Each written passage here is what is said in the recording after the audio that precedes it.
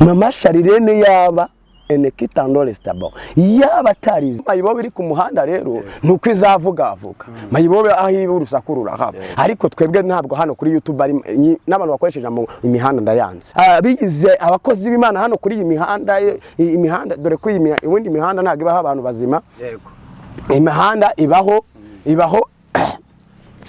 umuntu rero uri gutinyuka Imana ishimwe cyane inkonera navunitse umuntu uri gutinyuka kuvuga mwene se umuntu uri gutinyuka kwataka mwene se Imana izanye ikibando Imana izanye inkoni ahubwo fata umwanya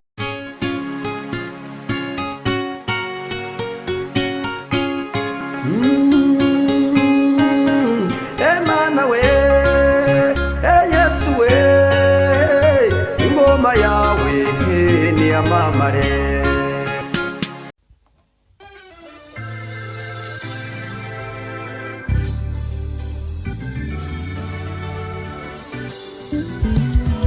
Siribi Studio ni igisubizo cyawe bahanzi baririmbyi namwe makorari mwifuza gukoresha indirimbo zanyu muri studio ni mugane Siribi Studio tubakorere neza audio na video wifuza gukora live recording cyangwa se live tugane tubigufashemo wowe ufite ubukwe ukaba ukeneye abagufatira amashusho n'amafoto yabyo neza ntugire impungenge gana Siribi Studio ibiciro byacu ntabwo bikanganye dukora mu mujyi wa Musanze ndetse no mu mujyi wa Gisoro muri Uganda akarusho kandi ku baririmbyi ushaka gukora indirimbo 3 wongezwa iya 4 ku buntu ukeneye ibindi bisobanuro hamagara 0788 97 81 24 Siribi Studio ni igisubizo cyawe.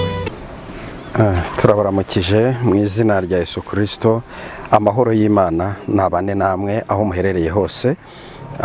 Uwiteka Imana abagirire neza kandi neza cyane. Imana y'amahoro ikomeze bishimire ko mwahisemo kudukurikirana. Hanyuma nkuko mubibona kuri kamera zacu turi kumwe n'umukozi w'Imana. Amen. Nimvuga ngo umukozi w'Imana wumve umukozi w'Imana. Haleluya. Kandi wumve ko ari umuntu ugihagaze neza. Amen. Abenshi bamaze kwiyambura umwambaro w'urugamba ariko we akomeza kugaragaza ko agihirimbanye kandi akirwanye kandi ndizera neza ko Uwiteka Imana azamuha kunesha. Uraho neza mukozi w'Imana? Ndabashuje mu izina rya Yesu. Ntabwo bakumenyereye cyane aha ngaha ndagira ngo wibwire abadukurikiye. Nkuko ntabwo mbamenyereye ariko nza hano wenda nahakoreye rimwe ariko reka nivuge nitwa Ferdinand Wimpaye ndi umugabo ubwo rero nkaba ndi n'umuvuga butumwa uri umuvuga bwiza bw'Imana. Haleluya. Imana ishimwe. Imana ihabwe icyubahiro. Amen. Abakunzi bacu bamenye ko turi kumwe n'umugabo umukozi w'Imana kandi umuvuga butumwa. Aho ngaho habara akantu agobetsemo ati ngende umuvuga butumwa bwiza ntabwo ndi umuvuga amafuti. Nkaka bashatse ko reka ngusabe kugira mbere ko dutangira ikiganiro cyacu ubanze usenge Imana. Mana ishobora byose mu ijuru n'isi uri Imana ikomeye uri El Shaddai nawe uhwanye nawe uravuga bikaba wategeka bigakomera ene talaste bone kireste bone yanse Mana uri Imana turagushimye kuduhaye umwanya uyu mwanya rene kitaste bone yanse uyu mwanya wo kuvuga mwami Imana ijambo ryawe ndakwinginze mwami reka unyobore reka ubwenge bwanjye ntibukore ahubwo hakora ubwawe data nirukanye mwami Imana imigambi ya Satani muri ivuga butumwa Uwiteka mwami Imana nyiringabo nkozi kara ryaka ku munwa uko wasanze Yesayi ukamusanga ayiwe Yesu mwami Imana nyiringabo uko mukozi kara ryaka ku munwa Yesu mwami w'abami ndakwingize mwami Imana ubwo umagaritse imbere y'abantu reka mvuge mbwirijwe nawe Yesu reka natuzwa akanwa kanjye mvuge ko ushoboye byose Uwiteka mwami Imana nyiringabo, ndabizi ko uri Imana ikiza, nta ndwara utakiza. Nsengeye abanyarwanda bafite kwiheba, ndakwinginze Mana nziza, reka wongeremo imbaraga nk'uko ijambo ryawe ribivuga. Riravuga ngo ni ukuri ngo bazagenda bagwiza imbaraga. Yesu Kristo mwami, ongera imbaraga abacitse intege, abafite ibikomere ubomore, abafite indwara zitandukanye ubakize, abafite enetangole starabonekire. Yesu mwami wanjye, ndakwinginze data, reka mwami mwuka wera aganze muri iki gihugu cy'u Rwanda, aganze mu itorero. Ayiwe Yesu mwami Imana nyiringabo, hari indaya ziri hirya no hino, uzizane nazo zikizwe, uzizanye zimenye Yesu. Retangole staraboneyance. Uwiteka nsenze uburinzi ku banyarwanda, nsenze uburinzi ku diaspora, nsenze uburinzi ku bayobozi b'u Rwanda, nsenze uburinzi ku ngabo z'u Rwanda. Ayiwe Mana nyiringabo, zihagarareho kuko uri data wa twese mwiza. Mana nyiringabo, hejuru yawe nta yindi Mana ihari, ahubwo ni wowe mwami Imana. Hejuru yawe uburinzi bwo mu isi niho hari imbaraga zikomeye. Nasenze ngo utubundikire Mana nyiringabo, ibiduhiga ubijyane kure mu izina rya Yesu Kristo. Ndasenze Uwiteka mwami Imana, hari abantu bayoborwa n'iyi si, ndasenze ngo imbaraga zawe zimanuke zikacanga imitima yabo kugira bongere bagaruke bakumenye. Uwiteka urakoze ko hari imirimo uje gukora, urakoze ko hari indwara uje gukiza. Retandole bonesta, urakoze ko uje gutanga ubutabazi mu banyarwanda, urakoze ko uje gutanga ihumure mu banyarwanda, urakoze ko uje kurema imitima abanyarwanda, urakoze yane kitala bonesta. Hari abantu bakomerekejwe no hano kuri social media, ndagira ngo mwami Imana nyiringabo, ubongere uwomore data, wongere ubatindeho cyane. Uwiteka mwami Imana nyiringabo, iki kibuga ndagisengeye, sengeye ikibuga cya social media, wongere umanuremo umwuka wera, atuyobore ku manywa na nijoro. Mwami Imana, ijambo riravuga ni ukuri, ntibyakera ngo nibizibukwa. Ndakwingize mwami Imana, wongera wuzuze mwuka wera bari baratanye, wongera wuzuze mwuka wera abapastori n'abashumba, wuzuze mwuka wera abantu bari barababaye kubera retangole bonesta. Nk'uko ijambo ryawe rivuga aho umwuka ageze, ni ukuri abantu baratura bagaca bugufi. Ndasenze ngo uzane guca bugufi mu bantu bose, kandi Uwiteka mwami Imana, sengeye n'iyi cano ndayisengeye mwami Imana nyiringabo, ibyo abantu bayaturiyeho byose nyibikuyeho. Ndagira ngo mwami Imana nyiringabo, inkoni yawe y'ubushumba yayindi ujya ugaruza, yayindi ujya urindisha itorero, ndagira ngo yihagarareho kuri iyi cano, uhabe kandi nk'Imana. Urakoze kuri Imana ikoranye natwe, urakoze kushyiza uburinzi mu Rwanda, urakoze kushyiza uburinzi enetangole tala steboneyance. Yesu ndagushimye ko hari imiryango ukinguye ku bwoko bwawe, ngo ganza kandi utegeke mu izina rya Yesu Kristo, amen. Urakoze cyane. Imana y'amahoro iguhereza umugisha ku isengesho ryiza usenze. Numvise ukoze hirya no hino usengera abantu benshi, ndetse kandi ntiwahwemye no gusengera igihugu cyacu, igihugu cy'u Rwanda, ndetse n'inzego zikiza. Imana y'amahoro iguhereza umugisha. Ese ujya wibuka gusengera bamwe mu bakozi b'Imana bari mu kaga? Yego. Ko babashinja ko abakozi b'Imana mwihutira gusengera abanyabyifuzo gusa, mukirengagiza abakozi b'Imana bagenzi banyu bari mu kaga, bahagurukiwe, ndetse rimwe na rimwe bikaba byagiye no ku karubanda. Sinzi niba uyu munsi wa none ujya ugira uwo mutwaro wo kuvuga ngo Imana ihembure umurimo, ariko ihembure ihereye ku bakozi bayo bayikoreraga, bayivugiraga, n'uyu munsi bayivugira. Rega jambo ry'Imana ravuga ngo nuhagaze aritonda atagwa. Nta mukozi w'Imana cyangwa umuntu uvugira Imana utagwa. Twese twagwa, twese ntawe utagwa, nta kure turagera, turi mu rugendo. Niba turi mu rugendo rero wanyerera ukagwa. Bivuze ngo ubundi akenshi abantu bari mu rugendo bagendesha amaguru cyangwa bagenda n'imodoka, wakora accident wagira ute. Niba umukozi w'Imana aguye hano kuri YouTube aze ibyo bikajya hanze, niba ari ubusambanye akaba yarasambanye, ntabwo ari ngombwa ngo abantu bamutemereho itaka, abantu bamucireho iteka, ahubwo icyo dusaba, ahubwo waguye niko ijambo rivuga ngo nubwo bagwa ntabwo bazarambarara. Bivuze ngo uw'Imana Imana yamenye yamushyizeho ikimenyetso. Imana ishimwe cyane. Iyo Imana ikumenye nubwo wajya mu byaha Imana irakuzamura. Ntabwo nje kubavugira ariko hari ikintu mbabwira, wicira imanza mugenzi wawe ngo yaraguye, ahubwo garuka enetangolestebo umusengera Imana, uhagarara uhamye aho icyuho cyabaye aho yarari ari wowe uhagarara, ariko unamusabira Imana yongere imanuke yubake umutima we, yongere imugarure mu murongo wo gukorera Imana. Ngewe ndabasengera, yaba abapastor, yaba abavugabutumwa, yaba bake, bose ndabasengera, kuko Paulo yaravuze ngo dugire umwete wo gusengera no gusengera abandi. Urakoze cyane umukozi w'Imana. Iyo witegereje ukareba imihimbire y'indirimbo z'ubu ngubu n'imihimbire y'indirimbo za kera, ubwo turaza kwinjira mu makorari, turinjira mu bavugabutumwa, ariko nyuma turinjira mu makorari tujye mu bahanzi, mu bavugabutumwa, mu ndirimbo. Ese imiririmbire mu by'ukuri iyo witegereje imiririmbire y'ubu na mbere urabona bidahabanye? Birahabanye cyane. Ubu turi kujya turajya mu ijuru, turarimbuka. Ese ubona aba batutwaje itara bari kutwerekeza ubwo ni mu buryo bw'indirimbo? Mu buryo bw'indirimbo abantu bari kuririmba bashaka views ugendanye n'ibyo abantu bari kwifuza muri iki gihe. Ariko ubundi twagakwiye kuba attachment, kwegera ku bijyanye n'agakiza, ibintu bihindura abantu, bibwiriza abantu ubutumwa bwiza buhindura. Urumva? Yego.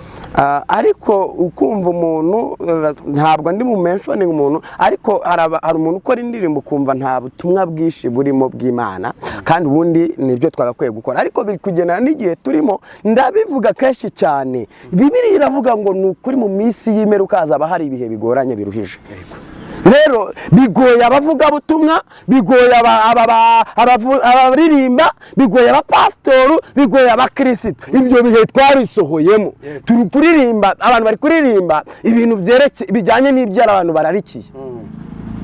Niyo mpamvu uri kumva ngo umuntu azanye, hari abantu benshi bakora hip hop yo muri gospel, aga hip hopinga, kandi hip hop iyo ntabwo mbizi, ntabwo nzi bya hip hop, numva nini ntabwo biriya rero mbizi ngewe mbibona kuri. Ariko reka nkubwire ikizi, nukora indirimbo ukumva nawe ubwawe ntiri kugufasha, ubundi akenshi ivugabutumwa byiza rirabanza rikambwiriza. Ivugabutumwa ni indirimbo yawe nuyiririmba ukumva nturi gufashwa, uzamenye ko n'abandi itazabafasha. Rero mu gihe ikintu kitagufasha se wagiha abandi kikabafasha, banza ufashwa n'icyawe. Urumva, reka nkubwire, niyo ngiye kubwiriza nkasoma ijambo rya Bibiliya, rirabanza rigatacinga umutima wanjye, rikampindura. Mu gihe ritampinduye rero nimvuga ntabwo abantu baranyumva. Ferdinand, ugumye muri uwo murongo ko wazajya mu ijuru udapfuye. Tumenyere ko abantu batunga abandi urutoki, babwiriza batunga urutoki rumwe, izindi nyinshi ziri kubareba, ariko twajya kure tugasanga imbuto zabo ntazo. Noneho uravuga ngo banza ukibwiriza mbere yo kubwiriza. Yego, birashoboka. Izo mbaraga ziva hari ni Mwuka Wera. Ibanga, reka ndikubwira ibanga ry'iryo bintu. Abantu bibagiwe ibintu bijyanye no gusenga. Twihererane musanga ahantu hatari abantu. Imana ishimwe cyane. Iyo abantu bibagiwe guhunga abantu ngo bajye ahantu biherere basenga Imana, basanga Imana ahantu hatari urusaku. Turi gusengera ahantu hari abantu bari basakuza, turi gusengera ahantu hadakwiriye gusengerwa. Muze mwenyine musanga ahantu hatari abantu. Imiruhira baruhije.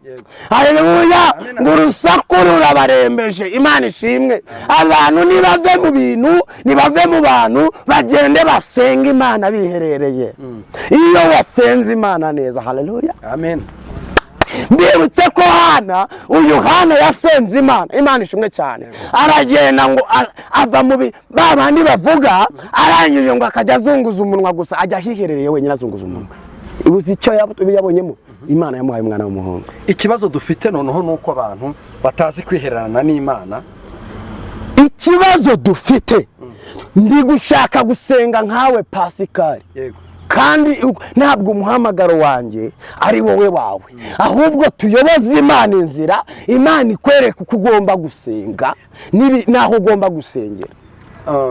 Ubwo ukaba ushaka kuvuga ko ariyo mpamvu turi kujya tubona abigisha cyangwa se abakozi b'Imana aribo bari kujya bagwa mu byaha kurenza abo babwiriza n'abo basengera. nakubwiye ngo pasiwadi satani yatunyaze ibihe byo kwiyiriza ubusa ntago benshi muri bo majority ntago bakiyiriza ubusa.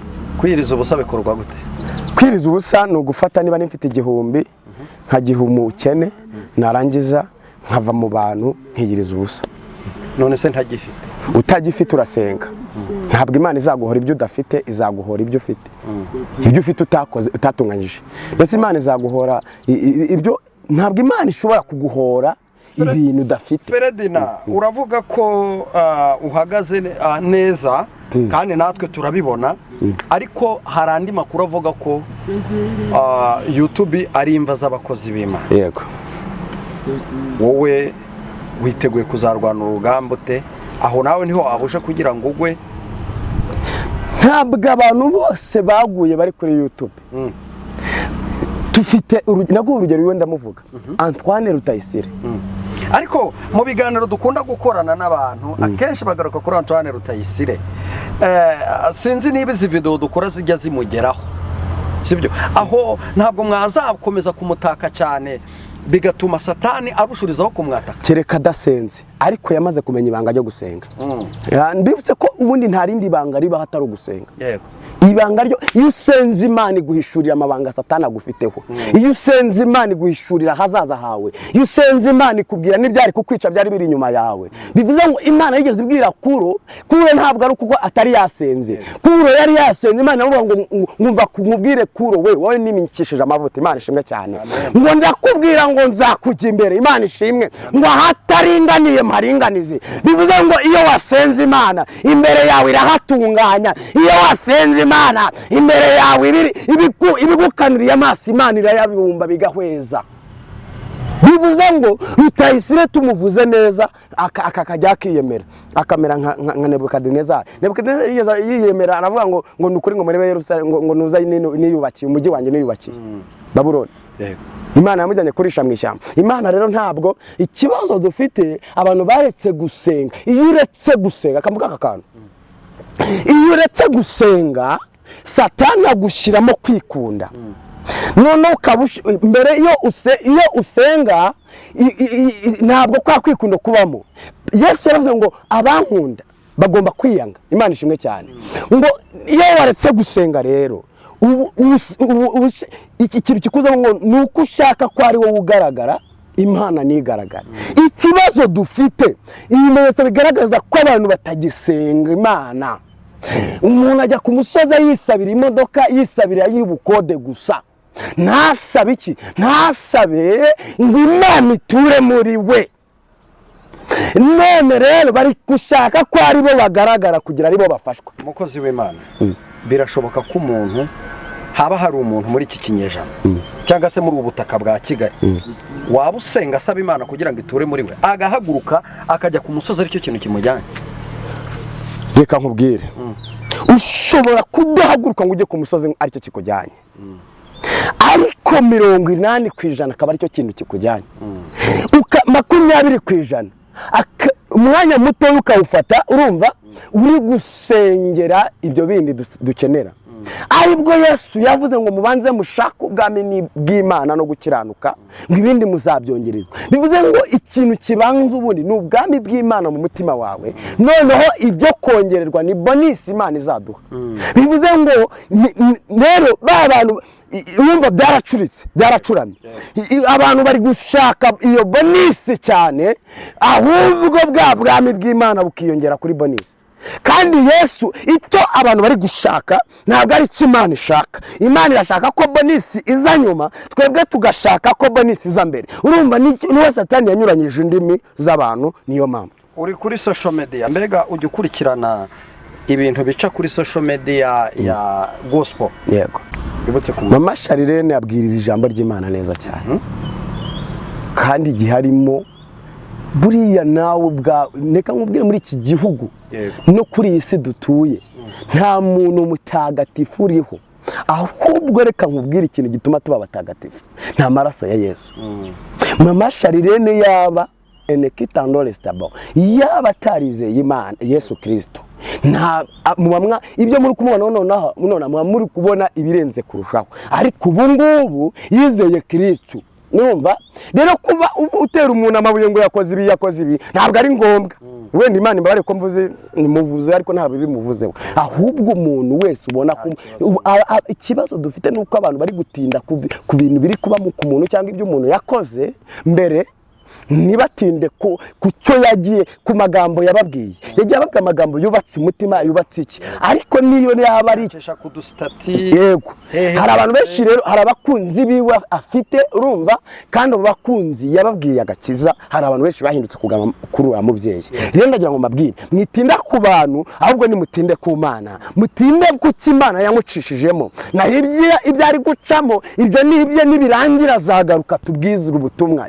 sibyo ibyo rero nutinda ku muntu uzasigara ngewe ntabwo nzigera ntinda ku muntu ahubwo gahunda yanjye ni hehe mbinguni mu ijuru muhereze message niyongere agaruka dusenga Imana duhamagara Imana niyongere asubire agaruke aze twisengera Imana iyo usenze Imana ibintu birasobanuka abakuvuga baraceceka iyo usenze Imana abakwanga baragukunda ikintu kizakubwira ko Imana yaje uwakwangaga azakwandikira message ati buriya ndakwemera Imana ishimwe cyane amina umama iyo usenze Imana neza Imana ishimwe cyane urimo neza nukuri n'umurozi wakuroza arakugaburira nere tangolebo iyo usenze Imana neza n'abakuvuze nabi bagutangira ubuhamya bwiza Imana ishimwe iyo usenze Imana neza ndeka nkubwire ko umwana wawe cyangwa ababyeyi bawe bakuvuyeho barakugarukira abakuvuyeho bose bivuze ngo gusenga Imana neza niyo password yo kugira ngo ibyo byose biceceke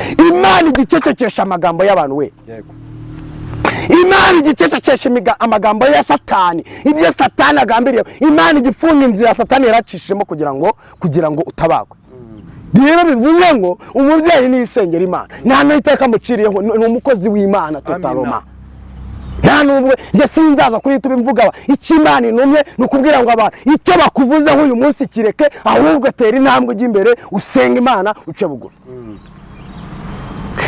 ibyo bamvuzeho kera ntabwo nyibireba ahubwo tera imbere ikibazo dufite rero nuko wenda batuvuga natwe tukahumurinda batuvuze Imana ishimwe cyane amen ahubwo twe gutinda kubatuvuze ahubwo twigira imbere gato Imana ishimwe ngo nuko Yesu arangije yigira imbere gato haleluya natwe twigira imbere Yesu arashaka ko twigira imbere tukagira uburyo twongera kuvugana n'Imana hari abantu rero bageze mu bisubizo batagishaka kumva kwigira imbere biriya nibyo ba Ferdinand nkatwe babakene abatuye mu maparito makomeye ngo ntabwo arabo gusenga hari n'abajya baduhamagara ko bati ngwino usengere wanjye reka nkubwire aka kantu munyamakuru yego nta muntu utaruha muri iki gihugu no kuri iyi si inzobe iraruha ibikara biraruha unanutse araruha urwaye sida araruha utayirwaye araruha umukire araruha ahubwo imiruho yacu niyo itandukanye itandukanye gute ushobora kuba uri umukene ufite ikibazo cy'umuruho w'ubukene ariko umukire afite ikibazo cy'umuruho w'uburwayi uwo ni umuruho rero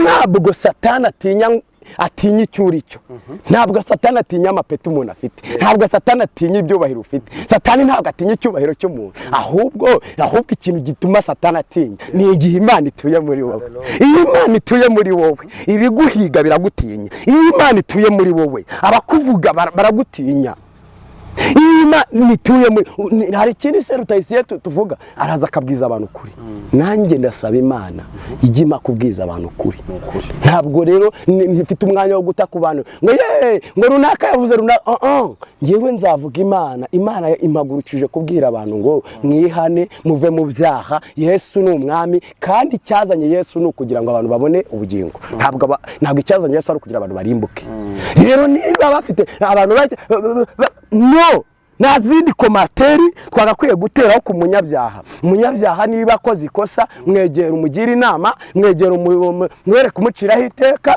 Niba ari ubuhamya umutangiye umunsi ukumva ntibwumvikanye, mureke, ahubwo mwegere, ushake approach, umwegere, nurangiza umusengere, nawe usenge ugati ndangiye guhura na runaka ariko ndashaka gusenga, nkamusengera kugira ngo tuze guhura. Rero ntitugatinde ku bantu.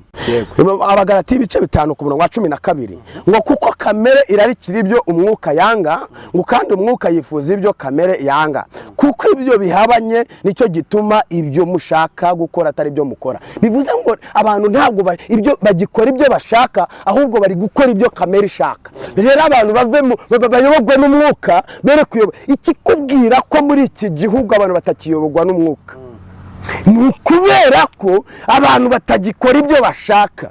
Niyo mpamvu uryama nijoro Satani dayimoni akaza akagusambanya. Niyo mpamvu uryama nijoro dayimoni y'umugore ikaza ikakurara hejuru. Niyo mpamvu uryama nijoro ukumva amazosi bayamenaguye, ibikanu biri kukurya. Ntabwo abantu bagishaka kuyoborwa n'umwuka, bari gushaka kuyoborwa n'amafaranga. Duharanire rero kuyoborwa n'umwuka w'Imana, kuko ijambo rirambwira ngo abayoborwa n'umwuka nibo bana b'Imana. Kamere tuzireke. Kamere ntabwo ipfa, ahubwo itwikirwa na mwuka wera. Mwuka wera yahari aryamira kamere, ubundi abantu tukongera tukabana mu mahoro. Imana ibahungisha. Urakoze cyane. Uvuze ibintu byinshi bikomeye kandi abantu bakwiye kwitaho ndetse bakabikurikiza. Reka rero ngusabe kugira ngo ugira inama abantu babona ibyaha bikorwa, aho kujya gusengera abandi bakabahagurukira bakoresha ururimi rw'umubiri, aho kubahagurukira mu buryo bw'umwuka ngo babasengere. Nabo ugira message ubampera, ubundi maze mu kanya turasenga, ntabwo dutinda. Bibiliya iravuga ngo Imana irapfusha mu gaseka. Ngo Imana irapfusha ngo abantu bagaseka. Yego. Bivuze ngo ntabwo twagakwiye abantu, umuntu yaguye mu cyaha ntabwo ari igihe cyo kumuseka, ni igihe cyo kumwegera. Imana ishimwe cyane, tukamwegera. Nako nari nakavuzeho, aba bantu mufite ikibazo cyo kujya ku karubanda mugasebanya abakozi b'Imana we kuko baguye. Ese koko mwaba mwarateye intambwe yo kuza ngo mubabwirize ubutumwa bundi bushya, mubabwanga ibyo muri gukora yego hari bamudahugurika, ariko umuntu nadahugurutse ntabwo umuvuga, ahubwo uramusengera ugafata umwanya wo kujya gusenga.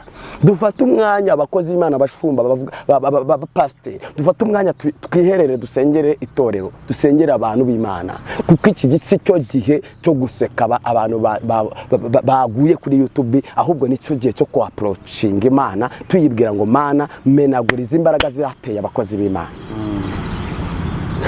Kandi ndakubwiza ukuri, ushobora kwibwira ko uyu muntu yaguye ukamuvuga, ahubwo ugasanga ahubwo we waguye kurushaho. Nuko ibyawe bitaramenyekana, nuko ibyawe bitaragaragara, nuko igisebo cyawe kitarajya hagaragara ngo Imana igusebye. Kubera ko ijambo ravangura bikora nka kwihorera, ukibwira ko mpanywe nawe, ariko umunsi umwe nzabikurikira. None se niba iminsi y'igisambi bazikabe wowe bitaragera, wiri gukubita umugore, wiri guryarya, wiri gutuburira abantu, ugira ngo ibyo Imana ntibizi? Umusambanye Imana nibizi. Ariko wirirwa kuri YouTube ushaka views. Reka nkubwire, izi views za hano kuri YouTube muri gushakira mu nzira mbi. Imana izanye inkoni. Ibi bintu narabihanuye ko Imana ije gutwikurura abantu bigize abakozi b'Imana hano kuri iyi imihanda, dore ko iyi mihanda ntago ibaho abantu bazima. Yego. Imihanda ibaho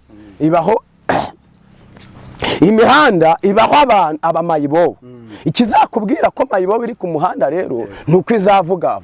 Mayibo aho urusaku rurahaba, ariko twebwe ntabwo hano kuri YouTube ari n'abantu bakoresheje imihanda ndayanze. Ahubwo hano Imana yazanye YouTube kugira ngo tugire tuyivugire. Umuntu rero uri gutinyuka, Imana ishimwe cyane, iyi nkoni iranavunitse. Umuntu uri gutinyuka kuvuga mwene se, umuntu uri gutinyuka kwataka mwene se, Imana izanye ikibando, Imana izanye inkoni. Ahubwo fata umwanya usengere abantu. Imana ije gukura mu nzira abantu banze kuvuga Imana, banze kuvuga ibyo yabatumye, tangole stebo, bakaba bari kuvuga abantu. Wivuga abantu ahubwo vuga Imana. niba rero uwo munwa udashoboje kuvugira Imana, iyi Mana izanye ikibando kandi ije kugukubita kandi bizamenyekana. Enekitandolebo, Imana yabwiye Ahabu, iramubwira ngo yewe Ahabu we, ngo ni ukuri nzakugirira nabi kubera ko wagiriye nabi ubwoko bwanjye, wanze kunyumvira. Ninde ubwoko bwa ndaheshye Imana ije guheha kuri YouTube, guheha umwanda uhari. Ariko irabanza bakubita akanyabo. Ejo bundi narabihanuye ndavuga ngo nukuri ngo benshi binjije muri gereza, bamwe mwatangiye ko hari nabandi bagiye kwinjiramo, hari n'urupfu ruziye, impfu ziziye abakozi b'Imana banze kuvugira Imana, ahubwo birirwa bavuga amatiku kuri YouTube. Idore y'inkoni, Imana izanye ikibando kandi icyo kibando kiziye abo bantu biyita abakozi b'Imana, kandi Imana bahoze ari abakozi b'Imana ariko biyita abakozi b'Imana ubu ngubu, kuko ngo umwana yagiye kera hasigaye bahetse inkoni, ngo na aposo, ngo ni profete, ni pastor runaka. Ndagira ngo nkubwire Imana ikuzaniye inkoni kandi ntabwo uzaceceka. Namwe Satani yatumye ngo muze mwica itorero ry'Imana, mwebwe mukorana n'imyuka ya Satani, namwirabaziye ntabwo Imana Tangolebo, ibi nzabivuga nibashake bazakora ibyo bashaka. Ndagira ngo nkubwire Imana iziyaba abapasitoru birirwa kuri YouTube bavuga ngo bakorera Imana, ngo muri guca imanza zitabera. Izo manza muca mubanze namwe muzici wanyu, kubera ko Imana yarivugiye ubwayo ngo naho amarembo y'ikuzimu yazikuka, nta kintu kizijya kinyeganyeza itorero ry'Imana. Wagiye gusenyanya n'abapfumu ngo baguhe imbaraga ngo ukundwe, wagiye kwa Satani ujya gupfumuza baguha imbaraga, ujya utera abantu bahirime hasi. Nukuri Imana irakuziye, nukuri ko Imana yampamagaye wa mupasiteri w'umumama, wa mupasiteri w'umugabo, mwabavuga butumwa b'abakobwa n'abasore, mwebwe mwagiye gucisha izindi mbaraga. Dore Imana ibazaniye ikibando kubera ko mwanze gukora ibyo Imana ishaka. Ibimenyetso bigaragaza ko mwavuyeyo, ntabwo mukivuga Imana, mu kanwa kanyu hahora ibitangaza gusa. Ese Imana y'ibitangaza gusa ibaho? Imana itari y'agakiza? Ntabwo Imana haraho Imana y'ibitangaza gusa. Kwa Satani niho baza bakangisha ibitangaza. Ntabwo Imana yadutumye gukora ibitangaza, ahubwo Imana yadutumye kubwiriza abantu ngo bahinduke bakira agakiza. Rero Imana ifite iseseme, Imana irarutse, Imana ifite iseseme muri uyu murimo wayo, kandi iraje. Ntabwo Imana izemera ko mutoba umurimo w'Imana, aho kugira ngo mu butobe mwapfa mugashira. Bana nibaho umugisha. Amen. Urakoze cyane. Umuntu yakwifuza kuvugana nawe, umuntu yakwifuza ko musengana, nyemerera utambutse nimero yawe ya telefone. Bene data, ni Imana iba yadutumye. Nagiye kubona mbona kanambutse na message mbirangirize rimwe, nagiye kubona mbona hari imbaraga z'imyuka mibi zigiye kwataka abantu, mbona ndi kubasengera. Niyo mpamvu ngiye gufata umwanya nkabasengera. Hari imbaraga zigiye kwataka abantu, bagiye kurwara amaguru, mu maguru, ujye kujya wumva ubabara mu maguru. Hari abagiye kubabara mu mavi, hari abagiye benshi bagiye kujya bahorana imigongo idacira, hari n'imitwe. Rero nagiye kubona mbona ndi kubasengera. Niyo mpamvu nanjye mvuze ngo reka ntange nimero yanjye, ushaka azampamagare, utabishaka nawe ndamusengera muri iki kiganiro, arakira mu izina rya Yesu.